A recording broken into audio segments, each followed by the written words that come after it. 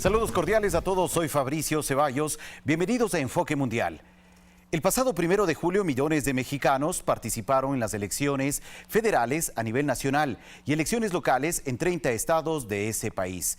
Los ciudadanos mexicanos no solo eligieron al nuevo presidente de la República, sino que también a otras autoridades. Un total de 128 senadores y 500 diputados federales que integrarán el Congreso de la Unión.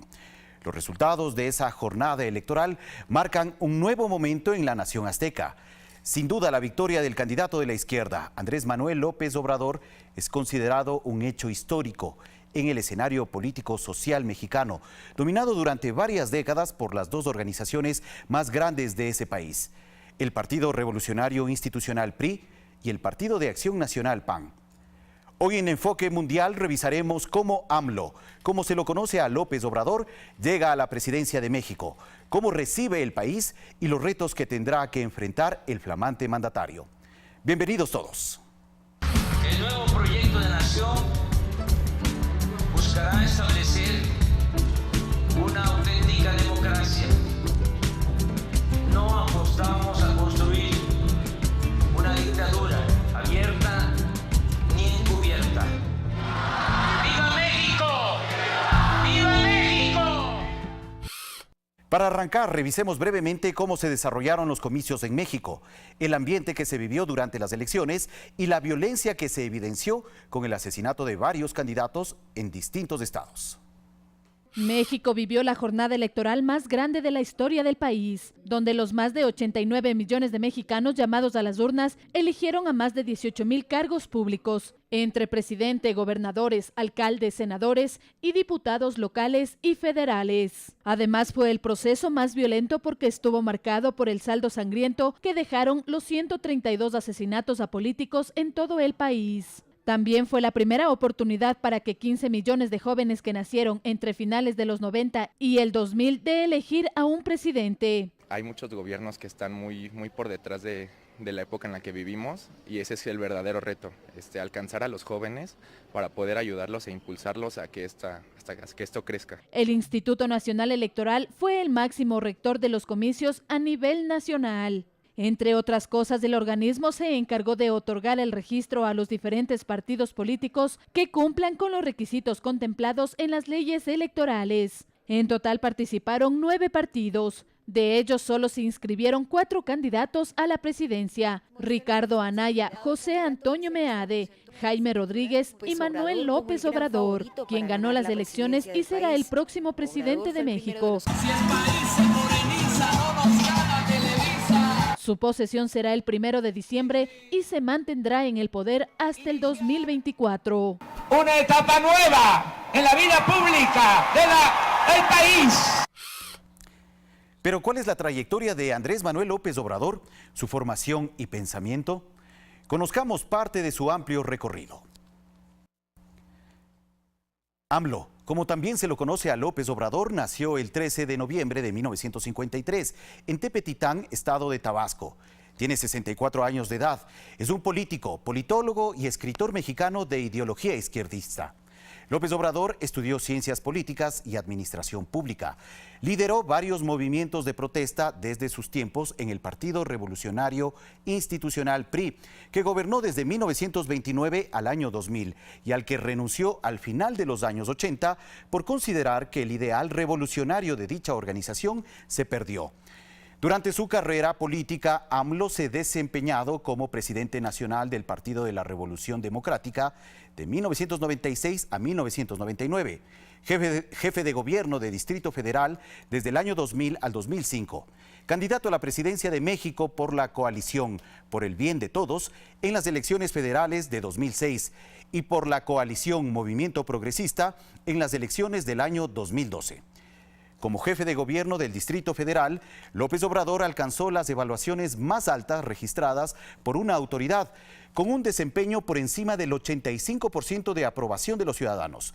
Incluso la fundación londinense City Mayors lo nombró el segundo mejor alcalde del mundo. En estas últimas elecciones, AMLO participó como candidato por la coalición Juntos Haremos Historia, integrada por el Movimiento Regeneración Nacional, que él lo fundó, el Partido del Trabajo y el Partido Encuentro Social. Andrés Manuel López Obrador está casado con Beatriz Gutiérrez Müller. Ella tiene 42 años de edad y con quien tuvo a su único hijo, Jesús Ernesto. La esposa de López Obrador es de muy bajo perfil. Su caso es el de las mujeres de políticos que prefieren mantenerse al margen de las actividades y responsabilidades de sus esposos. Andrés Manuel López Obrador, presidente electo de México, tras arrasar en los comicios del domingo 1 de julio, recibirá un país con problemas económicos, la mayor ola de violencia en 80 años, una incierta renegociación de su principal acuerdo comercial, escándalos de corrupción y múltiples denuncias por violación a derechos humanos. Es parte de la herencia que AMLO recibe del actual presidente Enrique Peña Nieto, quien concluye su mandato el próximo 30 de noviembre. Según datos del Sistema Nacional de Seguridad Pública, el 2017 fue el año más violento en los últimos 80 años, cuando estalló la Guerra Cristera. En 12 meses se cometieron 29.168 homicidios, un 22% más que el año anterior. Los números desataron un escándalo el pasado mes de enero, cuando fueron hechos públicos. Desde entonces, la ola de violencia no se detuvo. En mayo, de acuerdo con el Sistema de Seguridad Pública, se cometieron 2.890 asesinatos en el país, la cifra más alta en la historia para un solo mes. Y la tendencia es que este 2018 será más sangriento que el año anterior. La pobreza es otro problema que hereda el nuevo presidente. Son casi 55 millones de personas que viven en esta condición, según el Consejo Nacional de Evaluación de la Política de Desarrollo Social. La cantidad de personas en precariedad equivale al 45% de la población total de México, superior a 120 millones de habitantes. En el tema comercial, México se queda con un proceso de renegociación del Tratado de Libre Comercio de América del Norte, Telecán. Las conversaciones para obtener un acuerdo en principio están aún en suspenso.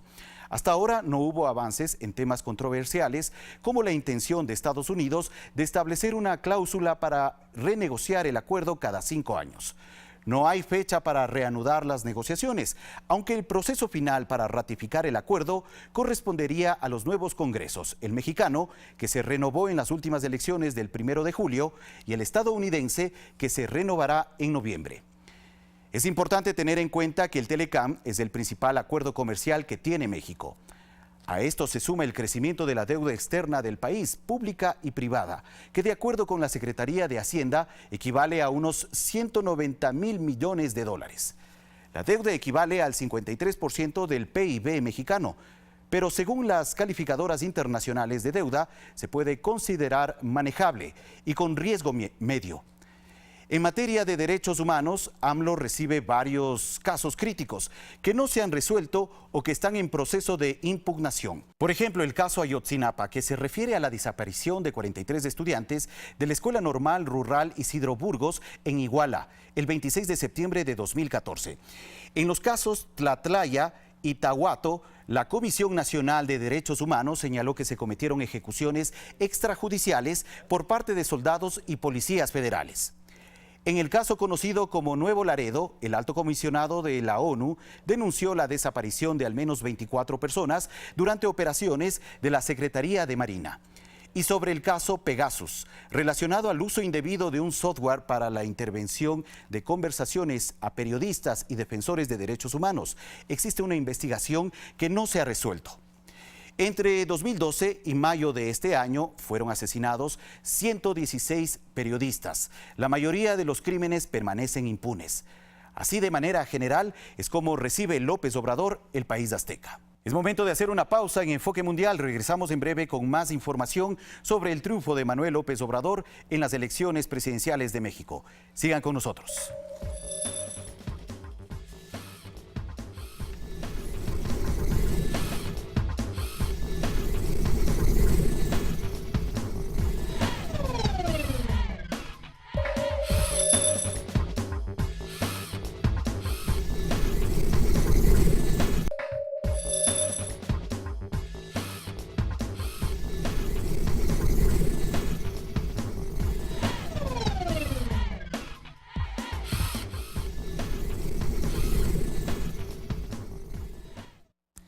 Gracias por seguir con nosotros en Enfoque Mundial.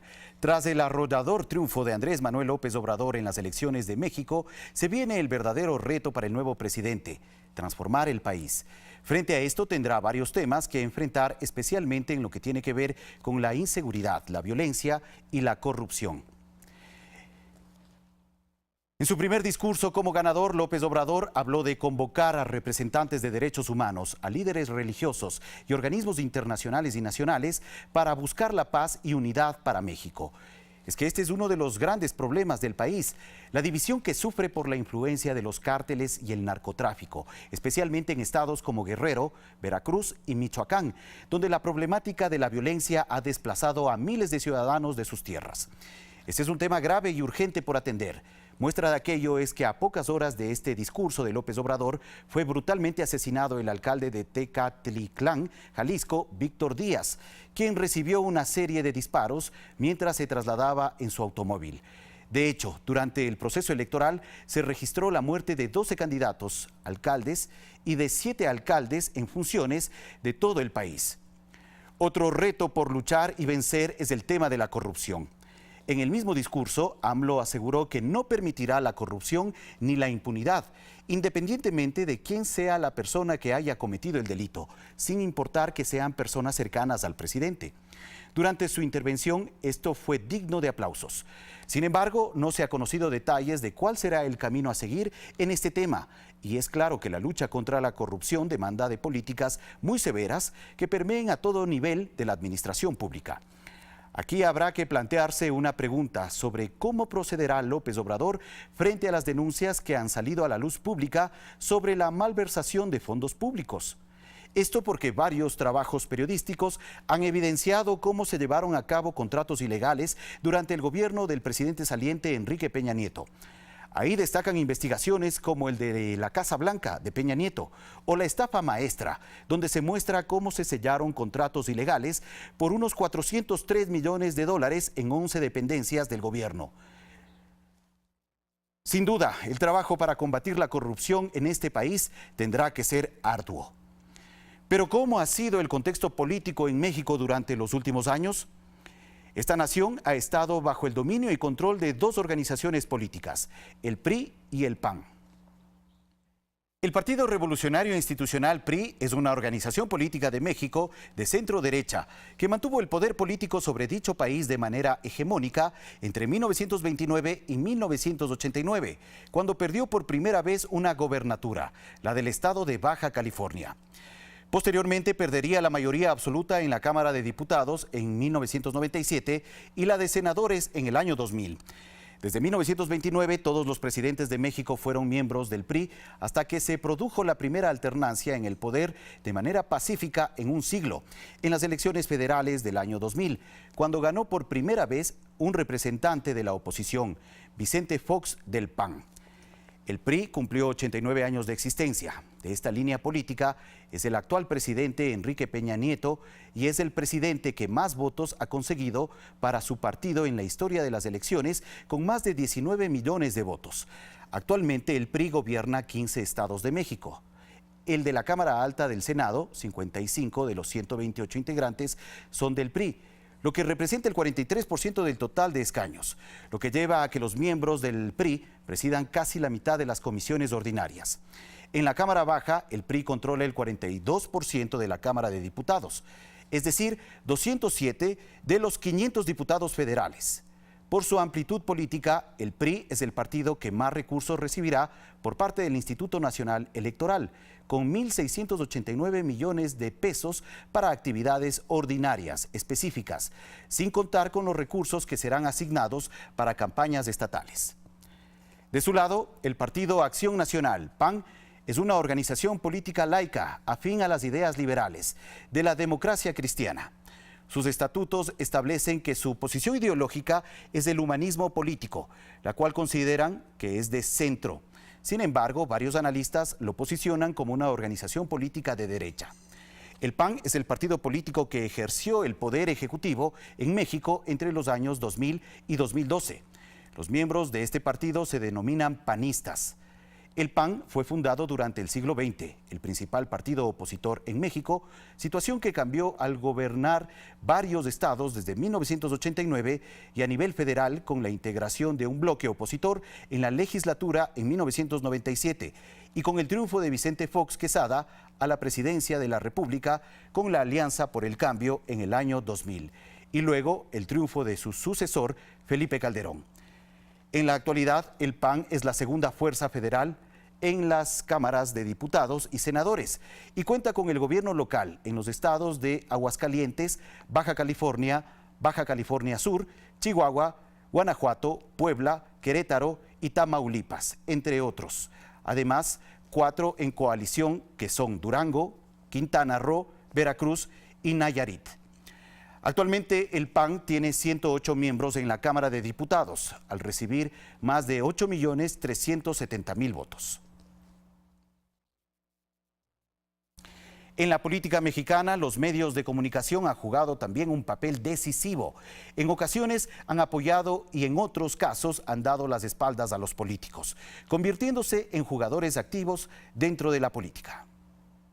En México existe una alianza que muchos la catalogan como corrupta entre medios de comunicación cercanos al gobierno, clase política y crimen organizado, que pone un amplio repertorio de posibilidades para censurar la información crítica. Un análisis de la Fundación Rosa Luxemburg hace énfasis en las consecuencias negativas para la democracia que trae consigo, por un lado, el control de la opinión pública, que tienen los grandes consorcios mediáticos al imponer, de acuerdo con sus intereses políticos y económicos, una agenda nacional y una influencia en los ciudadanos a que tengan una tendencia política definida. Un ejemplo, en 2013 el gobierno de Enrique Peña Nieto gastó aproximadamente 334 millones de euros en campañas publicitarias. El 41% de ese gasto fue a parar a solo 10 de las 1.433 empresas mediáticas del país.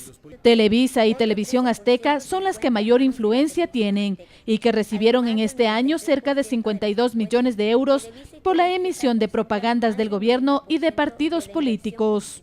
Mientras que una publicación de Bloomberg refiere que los acuerdos entre la política y medios se da en efectivo para contratar espacios, coberturas y encuestas. Además, al interior de la publicación también se hace referencia a las presiones generadas por las autoridades que han derivado en la salida de periodistas, líderes de opinión, así como el uso de embajadores de marca para explicar temas de importancia nacional. Es momento de hacer una pausa en Enfoque Mundial. Regresamos en breve con una entrevista para analizar el triunfo presidencial en México por parte de Andrés Manuel López Obrador. Sigan con nosotros.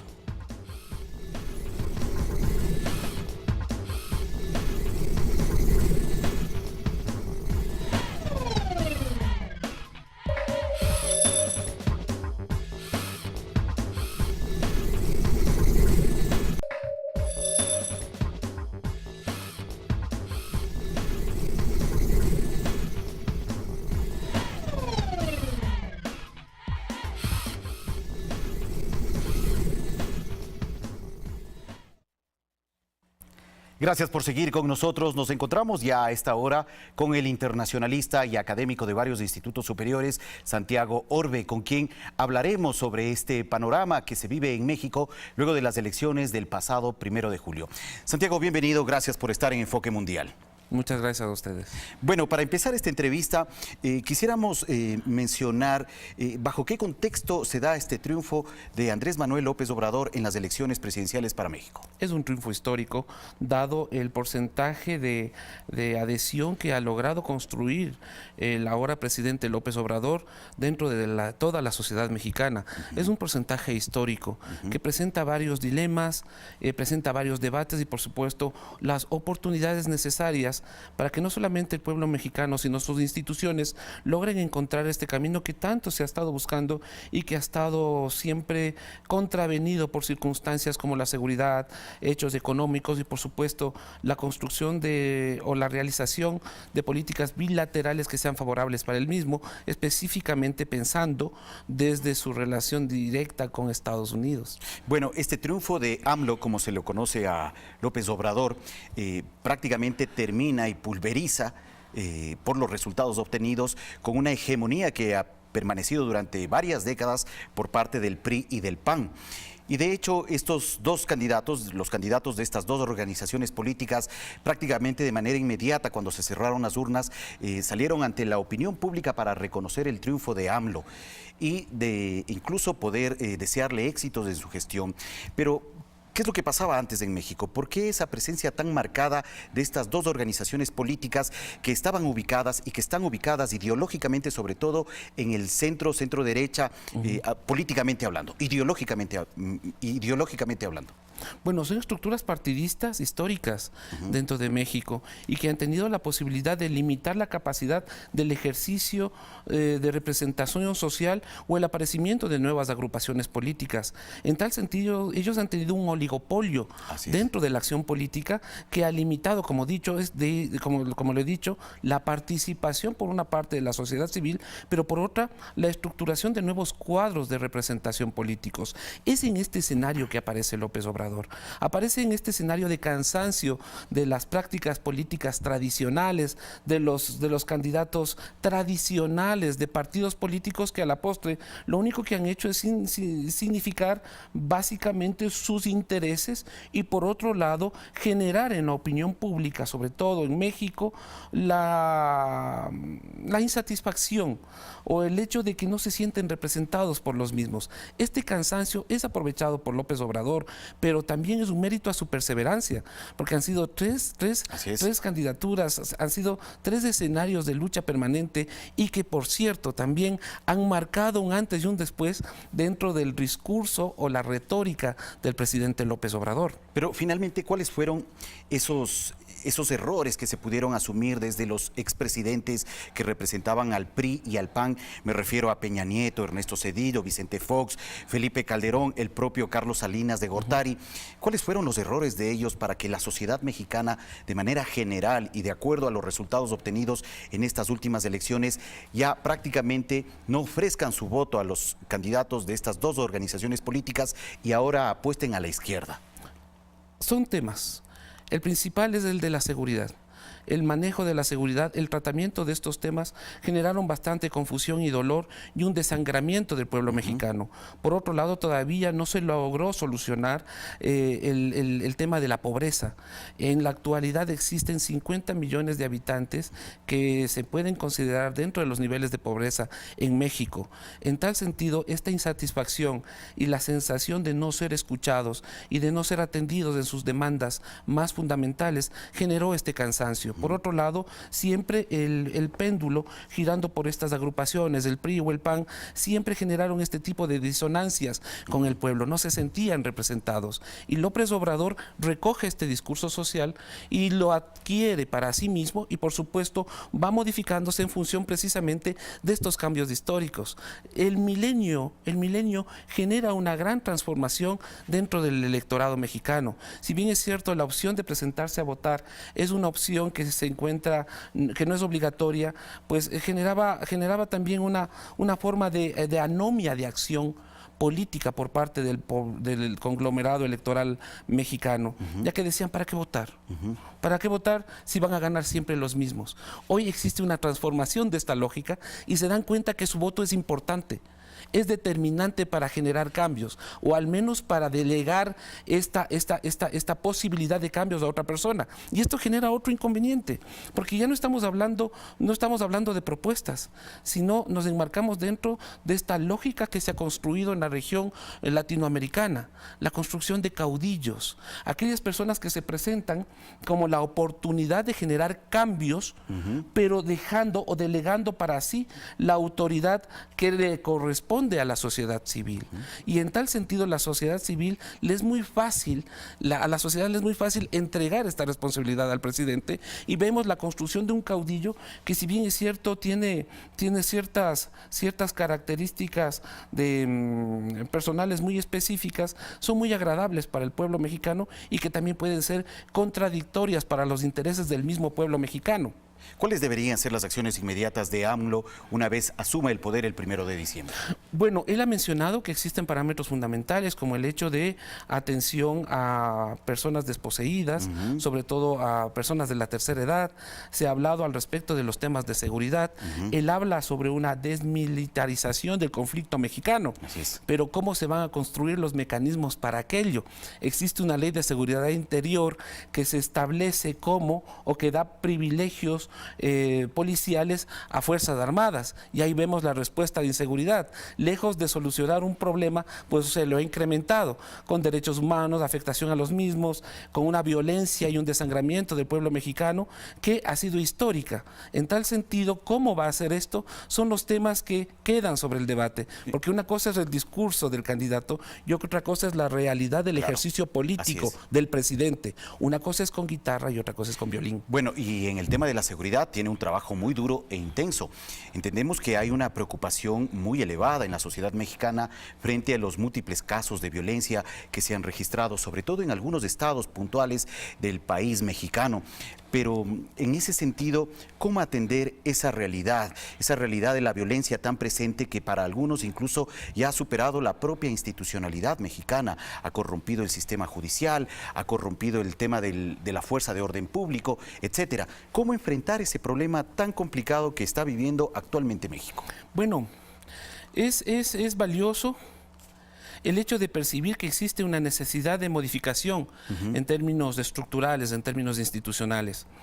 Se ha mencionado mucho el caso lamentable de los 43 normalistas que desaparecieron en Ayotzinapa y que marcaron un antes y un después, si se quiere, definitivamente en términos de seguridad por parte hacia el presidente Peña Nieto, hacia el presidente saliente.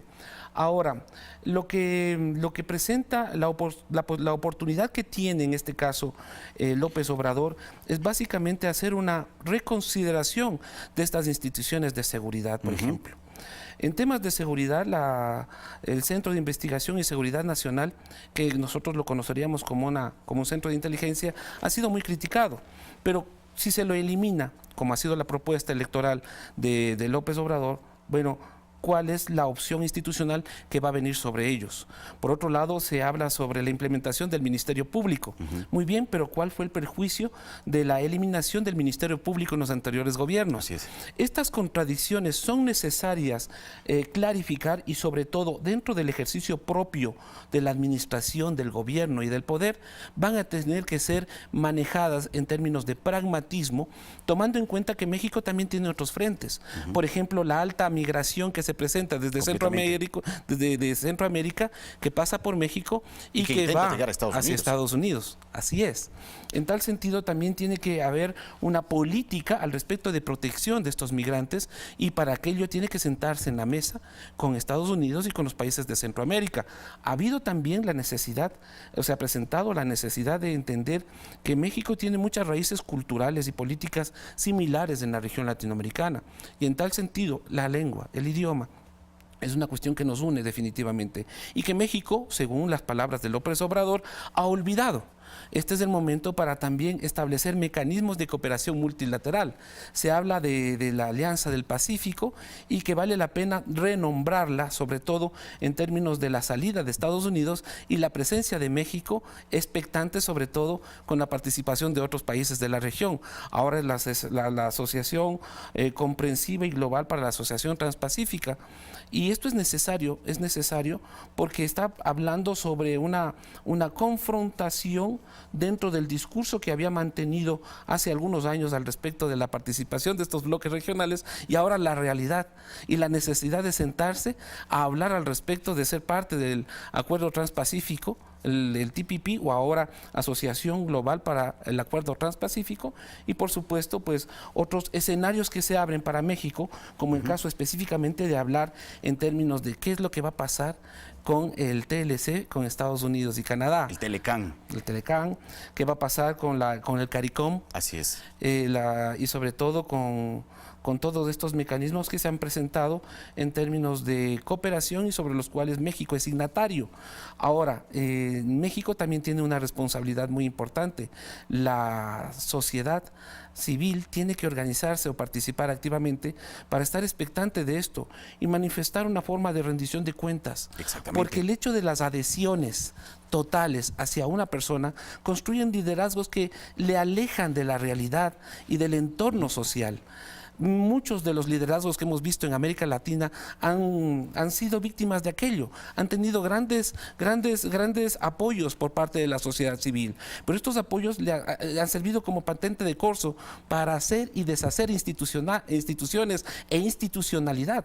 Así es. Ahora le corresponde a la sociedad civil también manejar esto y evitar que este mismo principio de apoyo que se ha encontrado por parte de López Obrador histórico no signifique también que se aleje de la posibilidad de construir y manejar adecuadamente los pesos y contrapesos en política, que son muy necesarios. Muy bien, muchas gracias al doctor Santiago Orbe, académico y analista de temas internacionales, que nos ha ofrecido su punto de vista sobre el triunfo de AMLO en las últimas elecciones en México. Y sin duda, el triunfo de Andrés Manuel López Obrador marca un punto de inflexión en la forma tradicional en la cual ha transitado la política mexicana.